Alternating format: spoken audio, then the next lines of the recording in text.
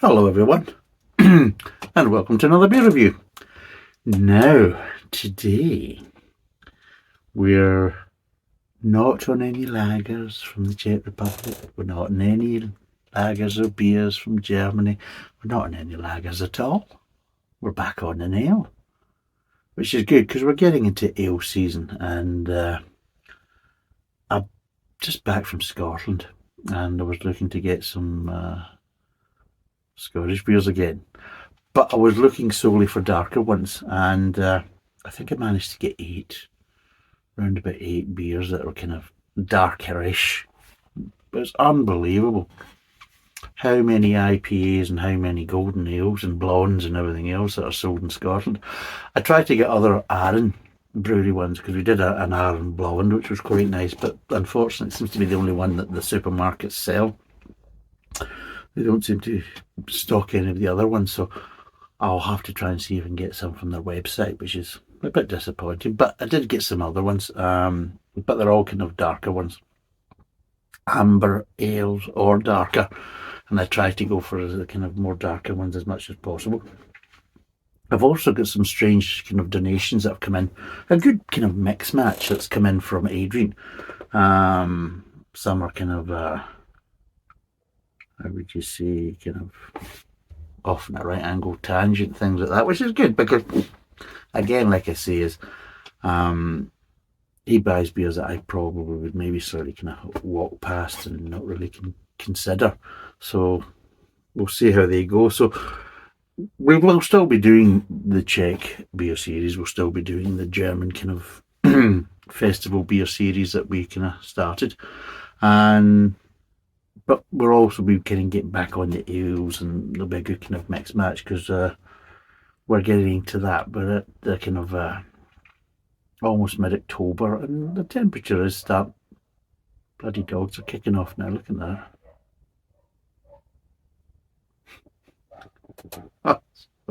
Jesus. I've had problems with church bells. I've had problems with helicopters.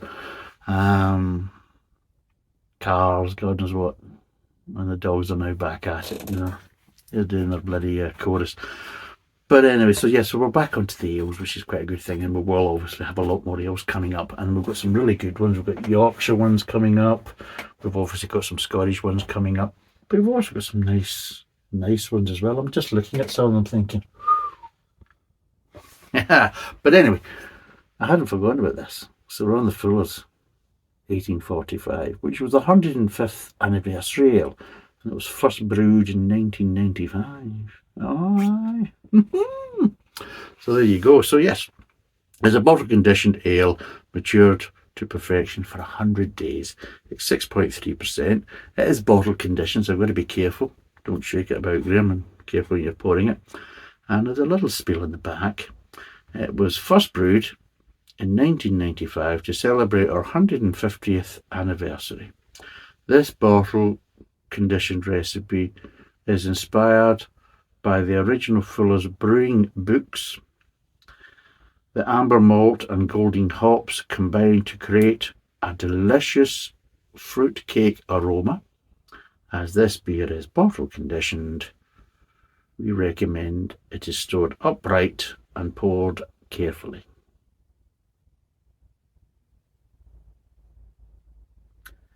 Shit. Now, I didn't actually look at this, but I did actually put it in the fridge upright. It was actually in the door between with another beer, and the two of them were in the door upright. The problem is, when I pulled this from the fridge to do the review, it was on its fucking side because the wife had moved it. So, but it has been sitting. It's been sitting for hopefully maybe about 30 minutes, maybe longer, while I was waiting for blooming church bells to finish and dogs to stop barking and God knows what else, background noises. So hopefully that's maybe been enough. But I'll be honest, I don't know how long it was sitting on its side. It was put in the fridge before lunchtime today, so before 12. But how long she's put it on its side, I honestly don't know. But anyway, Ah, well, you gotta love her, haven't you? Because apparently I'm not allowed to murder her. But anyway, that's your life. Let's crack up. Also, what I would like to say is it's nice that they just give you the straight facts in the back of the label and no more nonsense after that. That's all there is just boom, there's a bit of the facts. This is the type of flavours we kind of went for. There you go, enjoy. So yeah, again, I respect it. I like the idea of just, I'm going to give you the facts. I'm going to tell you how it is. And I'm not going to give you bullshits. I'm not going to give you peer notes. I'm not going to claim it's this, that, and the other. I'm not going to say, oh, it's God and Jesus' favourite brew. Oh, it's marvellous. And and it's so citrusy. You don't even have to bother with orange juice in the morning. Just swig this. Oh, with your breakfast. It's like that kind of nonsense. But no, just straightforward facts. That's it. No razzmatazz. No bullshit. Fair play. I like that. And for a brewery that's kind of well respected, and let's be totally honest, the beers are actually quite consistent in quality, and to have that and still think, well, yeah, we're not going to muck about, we're not going to bullshit, we're just going to carry on, so fair play. So let's see what it's like. Let's get it poured. And I'm just being careful. The problem is I don't have a neck bulge, so I don't have a safety net for basically putting any of the shit in the blooming glass, which I'm trying to avoid, because I don't want shit in the glass. Don't want shit in the bed either. But anyway, not again.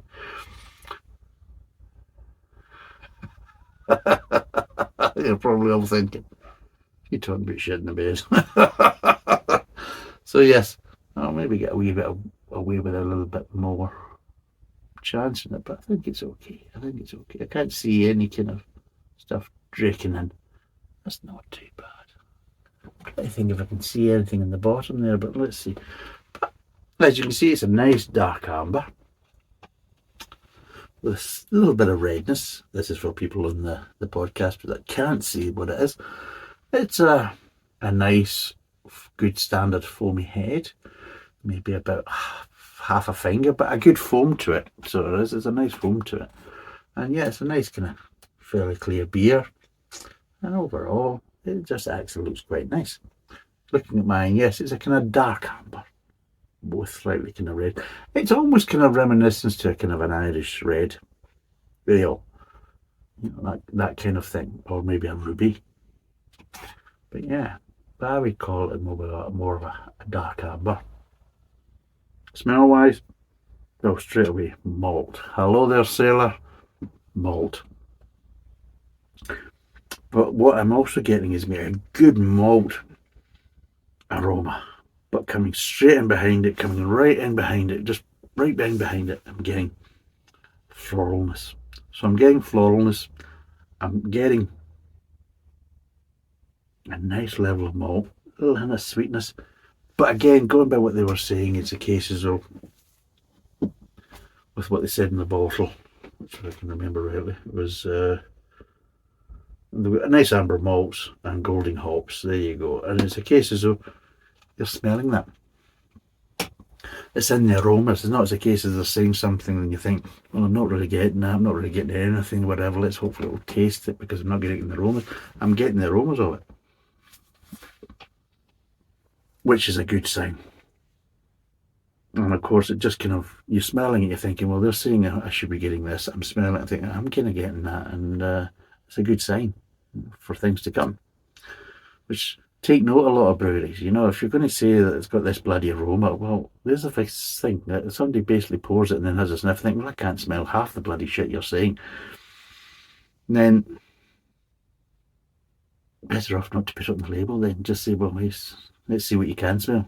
Tell us about it, we might put it on the label in the future. But yeah, nice smells. Smells I associate with a good beer into the late autumn, early winter, that type of thing. Like that. So let's see what it tastes like.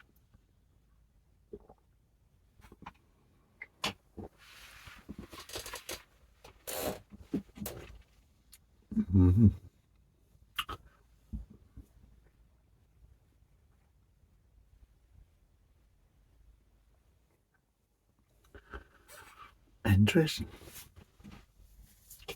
Not as sweet as I thought it was going to be, which in some aspects is a good thing. I'm quite happy because I didn't really want a kind of slightly syrupy kind of beer. You know, sometimes there are cases though that you get these kind of strong malt ones and it really does feel that,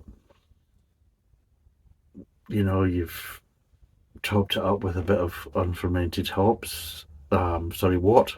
Well, it just feels like, you know, it's a bit too sweet, bit too syrupy. But whereas this isn't, this feels nicely fermented. But what it does have,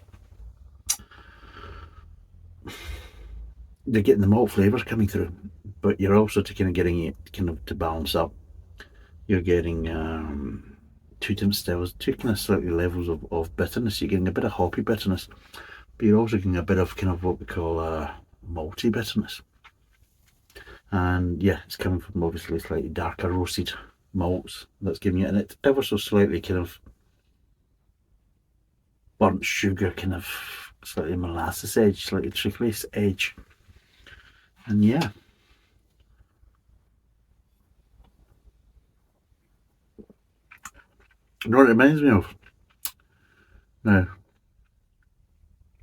my mum used to do a fruit loaf, but what she'd do is she wouldn't really add sugar to it. She'd add a little bit of treacle or basically kind of really, really dark brown sugar. But what she would do is most of the sweetness what she would do is basically steep the fruits, the dried fruits, in a little bit of water with a little bit of sherry or a little bit of brandy to it.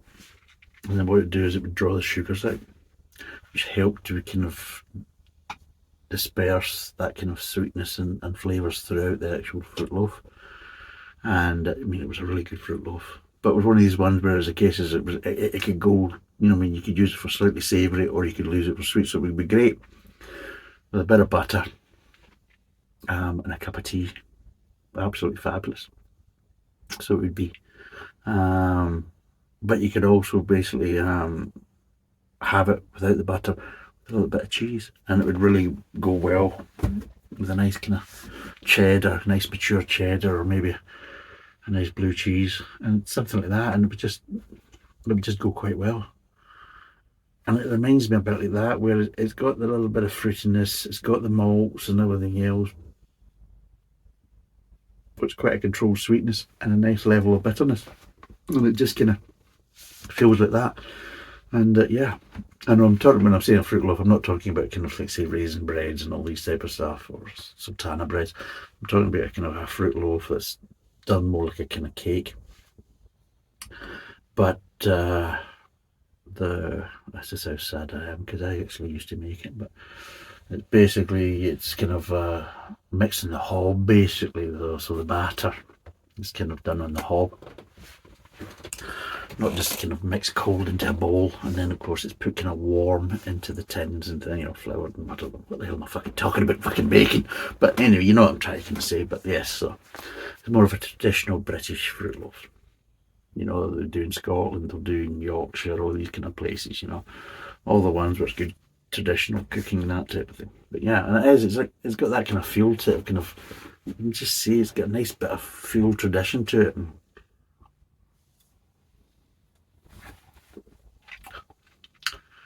bags of flavour, bags of body,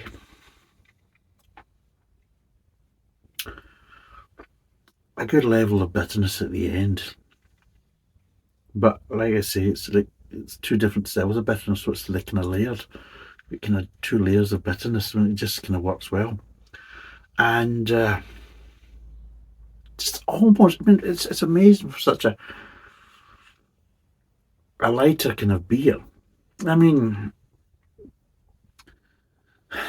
it's one of these, I mean, I'll be total, it's one of these strange ones. I'm drinking in a kind of dark amber ale, but it's got flavour profiles that could take on a porter. It really has. I mean, it's got slightly, ever so slightly, maybe kind of slightly dark chocolate notes at the end in the aftertaste as part of the bitterness. And it is, it's actually, it really is very, very nice. Very, very nice. But it's complex. I'll be honest, this one isn't anywhere near sessionable or things like that. This is a nice complex sit down and enjoy and savour of late autumn, early winter ale. And I'll be totally honest, I mean, if you like porters and you like kind of darker beers, I'm not even going to say stouts. I mean, if you like good kind of strong flavoured porters, this is another option. This could give them a run for their money. And it is just, as you look at it as it's laced in the glass, it is a nice brewed beer. It really is.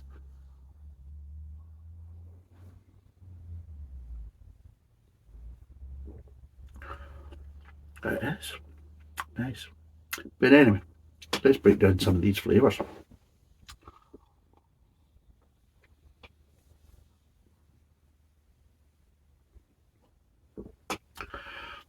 Start off, front of the mouth,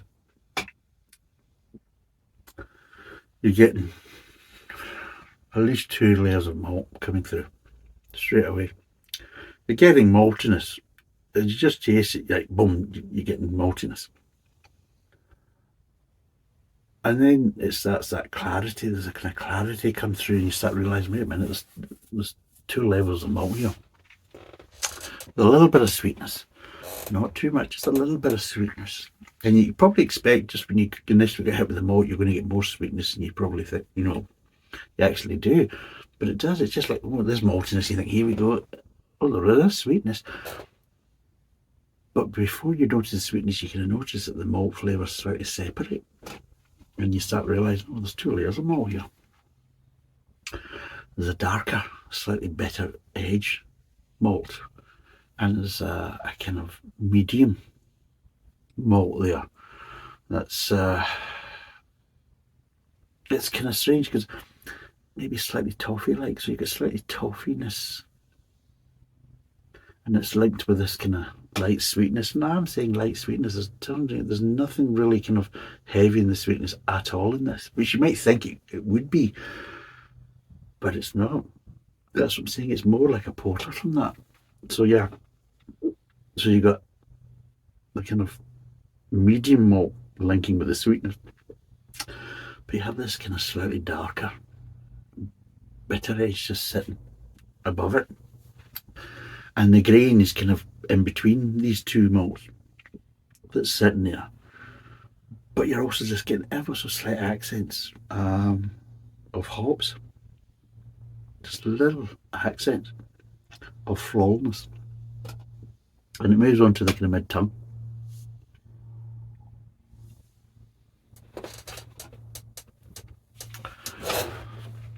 And as it moves on to the mid-tongue, the kind of medium malt is going to be slightly toffee. It's kind of slightly died down a bit. The sweetness is dissipated, but it kind of slightly dissipates. And as it dissipates, it starts giving you kind of slightly more fruitier tones rather than toffee tones.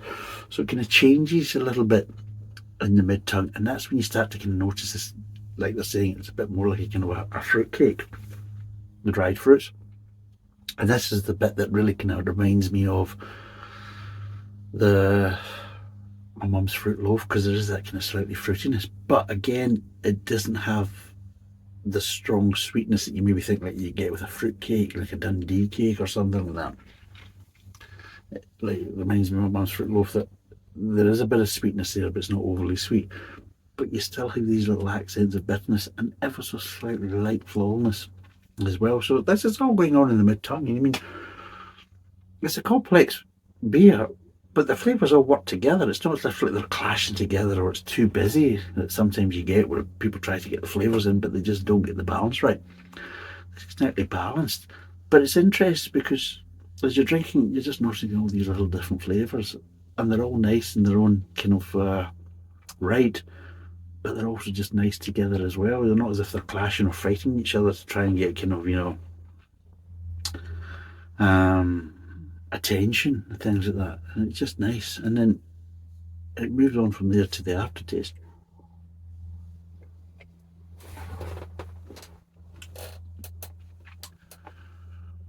And it's interesting because what it does is the first thing to kind of dissipate in the aftertaste is the actual sweetness. So you're left with little hints of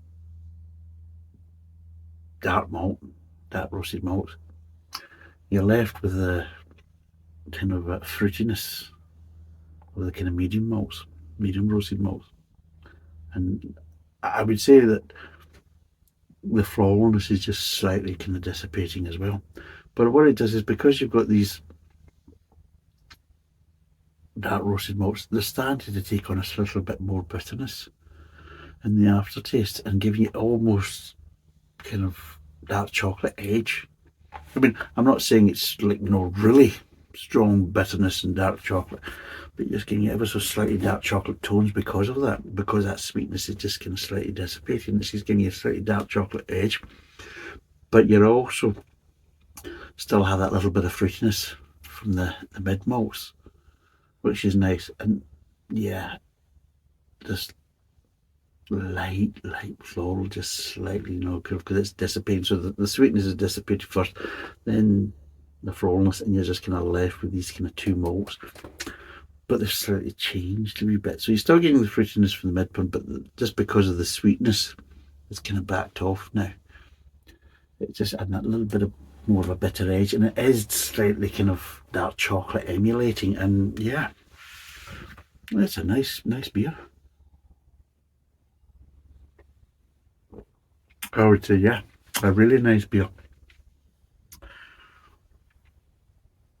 Well, yeah, it has got a nice bitterness to it, but a nice fruitiness to it, and just a nice malt. I mean, bags of body, it really has bags of body, nice mouthfeel, and it is. Once I've swallowed it, and just slightly, there's a slight linger from the slight bitterness in the malt, the dark malt. And it is, I mean, seriously, if you just take the kind of lingering bitterness at the end, and it is very porter-esque, it really is. And it's unusual for the type of beer it's supposed to be, but fair play to them. They've got it spot on, and it is a nice beer, it really is. If you like more complex beers, I mean, there's a good example. There's quite a few complex beers that, they try too hard, and they can be a bit sickening, or they've tried to kind of jam in so many different flavours to kind of make it complex that they're fighting each other, to gain prominence, and there's clashes happening here, there, and everywhere. Or you just get ones where they've just overdone it. They've went overboard, and it's so busy that you can't even identify some of the flavours. It's just, a mismatch. It's all over the place. Where this one isn't. Really good strong flavours. I would basically say, if you buy this beer, expect to have a really good, decent level of flavour. I mean, I'll be honest, they ain't fucking about. They really aren't.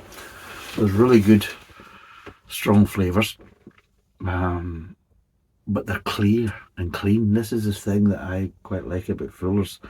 That with a lot of their beers, there's a cleanness to the flavours, so they're quite easily identified and quite easily to describe. They make my job easy. I'm trying to kind of relate what I'm tasting, and they make it easy because they're very clear and clean. Then you can identify them very easily, and you can relate them to things and other kind of flavours that they remind you of. And they just, in general, just make life easy because of that. So yeah, fair play to them. And yeah, I like this beer. I do. I like this beer a lot.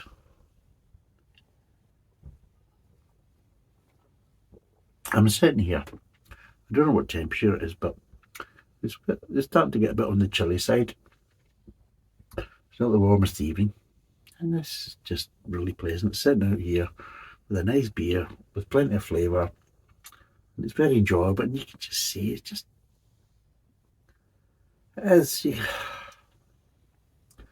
oh, if only more breweries kind of took a leaf out of Fuller's book and just kind of brewed good, sensible beers. Because that's probably the best way to describe Fuller's is they brew a lot of good, sensible beers that hit the mark. You know, I'm going to release this type of beer. So what's the kind of standard flavours you would get for that stage of beer? Right, so let's go and try and make sure we can hit these flavours, and they do it in a clean way. And there's no clashing, and there's a nice balance and a nice mouthfeel, and you just think, Jesus, you know. I'll be totally honest, if I was going to start a brewery, regardless of what type of beers I was going to do, I would try to kind of emulate Fuller's to a certain degree. Now, I'm not saying I'm going to try to, emulate their beers or their flavour profiles or things like that, but I would probably want to emulate their, how would you probably say, their attitude towards beer, of getting something that's, if I'm going to make a beer with certain types of flavour profile, I would want that to come through in a nice, balanced, clean way. So, regardless of what beer I was going to be brewing, I'd be looking for that. I want to be a nice, clean, identifiable flavours, nice balance, nice mouthfeel, good levels. I don't want to be I don't want to brew a beer that feels that it's lacking in certain areas, or it's too much or overboard in certain areas. You know, that type of stuff. Less is more, but have that kind of a good start, middle, and an end. And it's all these type of things. And when you see it, you think, oh, it sounds quite easy. Well, obviously it isn't, because there's so many breweries, whether it's in the UK or anywhere else, that miss that mark. And I think sometimes there's a cases that Fuller's is overlooked because of that, because it appears, I mean, obviously behind the scenes it's probably hectic and everything else and stressful and things like that to try and maintain that level of quality and consistency. But from an outsider looking in, you're kind of thinking, well, they do tend to kind of make it look easy because of their consistency. Now, I'm not saying that every beer that they produce is groundbreakingly wonderful and everything else. No, I'm not saying that. But they seem to hit a good level. They don't seem to have one beer that's absolutely fabulous and others that are kind of mediocre.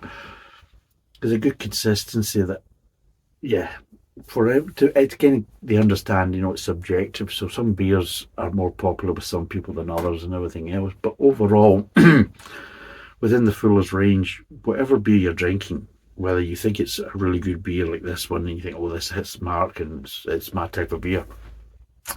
But if you drink some of the ones that maybe aren't your type of beer, you'll still think, fair play, that's still a nice beer. So there's that kind of consistency that always seems to be that the beers are above average. Now, there's some obviously more average than others. Again, depending on what you like in beers and everything else. But for me, there's always a kind of level of quality within Fuller's that is consistent. And I would never turn around and say that I've drunk a Fuller's beer that's been 5 or below 5. No chance. I would always say they're always above 5. Now, of course, there's ones that are higher than others and everything else, again, subjective, depending on what I like and everything else. And, of course, other people would review them differently. But in my view, they always seem to be above average, which is a consistency that a lot of breweries just don't match. I mean, a good example, if you compared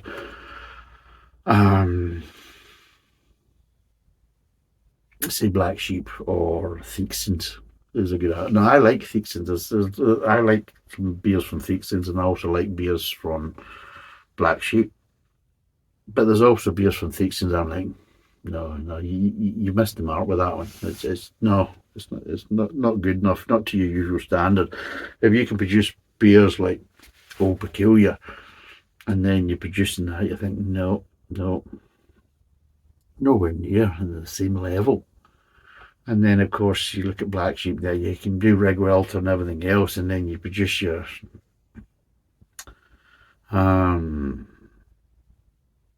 making a standard ale, and you're thinking, no, that's just watery pish. And yeah, you're thinking, it just it can hold a candle to Rig Welter, and you're thinking, no, no, no. But then you look at Fuller's thinking, well, you do this, you do that, and you're thinking, does that get a good level? I mean, of course, there's beers I like more than others, but I wouldn't turn around that they do a bad beer. I wouldn't turn around and say, but I could say that about Black Sheep, I could say that about Theakston's. Yeah, there's beers that I like and really enjoy, but there's also beers that I think, oh, Jesus, you missed the mark on that, and it's just not good enough. And yeah. But with Fuller's, they do tend to kind of make it look effortless and easy. I'm not going to cheapen them by saying it is, because it isn't. It's difficult to get the consistency, and fair play to them that they seem to do it. And I think that sometimes they're overlooked and underestimated, which is a shame, because that's one thing I would say that Fuller's shouldn't be. And I think it's a case of, if you want to kind of get a good basis of English ale, regardless of where you are in England, if you want to kind of get an idea, if you're kind of abroad and you're coming over to the UK and you want to get an idea of English ale, well, Fuller's is a good place to start. Now, I'm not going to say that you're not going to get great, fabulous, really good beers from other breweries, because you will, but throughout their product range, there's a good level and a good standard. That's the problem. You will get other breweries making some absolutely cracking, fabulous beers, but you're also hitting disappointing beers from these breweries as well. You just really won't get that with Fuller's. And that's the thing, is that kind of consistency and standard that I suppose too many of us take it for granted, maybe to a certain degree myself, take it for granted as well, that you don't ever expect it to be disappointed when you crack open a Fuller's bottle.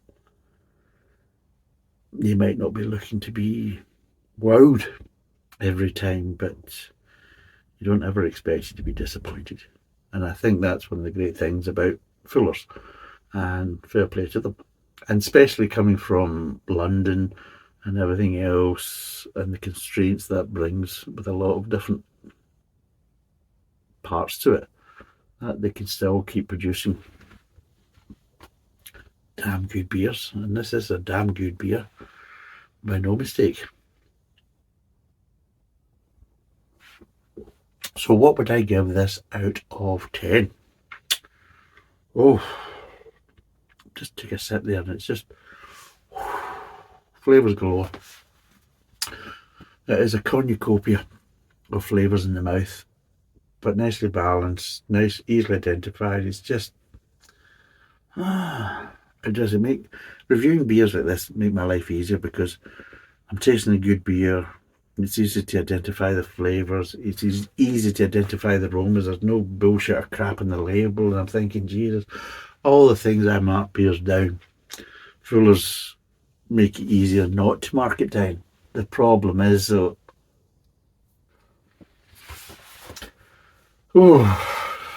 I'm not one for overscoring beers. You know that.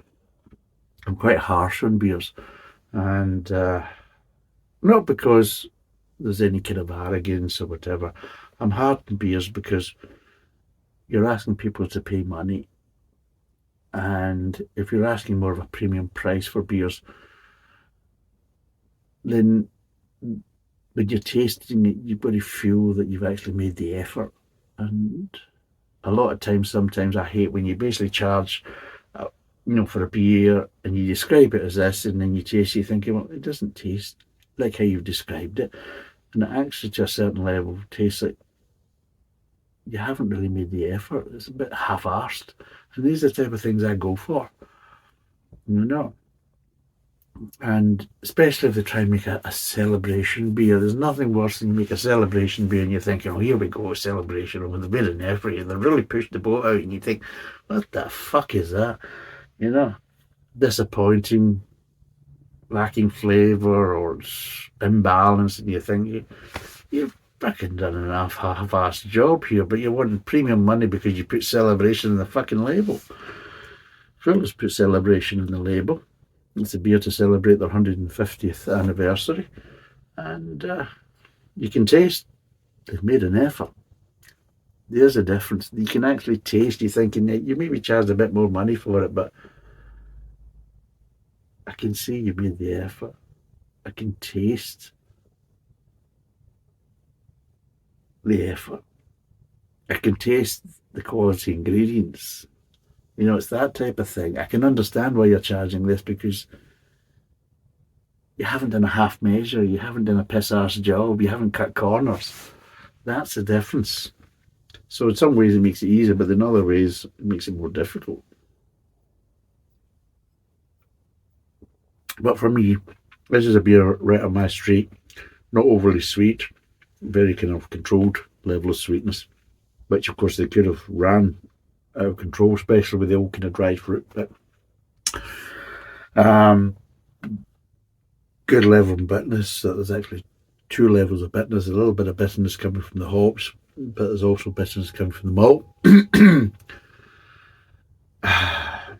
And yeah, it is a very pleasant beer, and a very complex beer as well.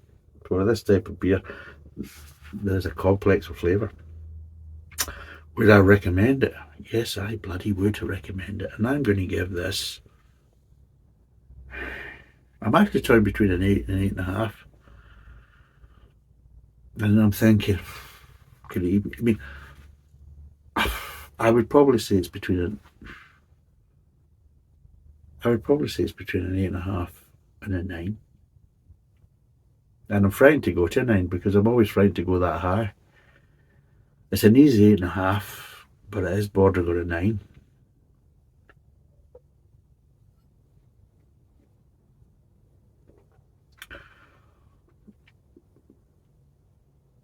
No, I'm going to actually give it a 9. And I'll tell you how much of an arsehole I am. Because I am, I'll be honest. The reason why it dropped a point, I'm not going to say it's a 10, but the reason why it dropped a point is because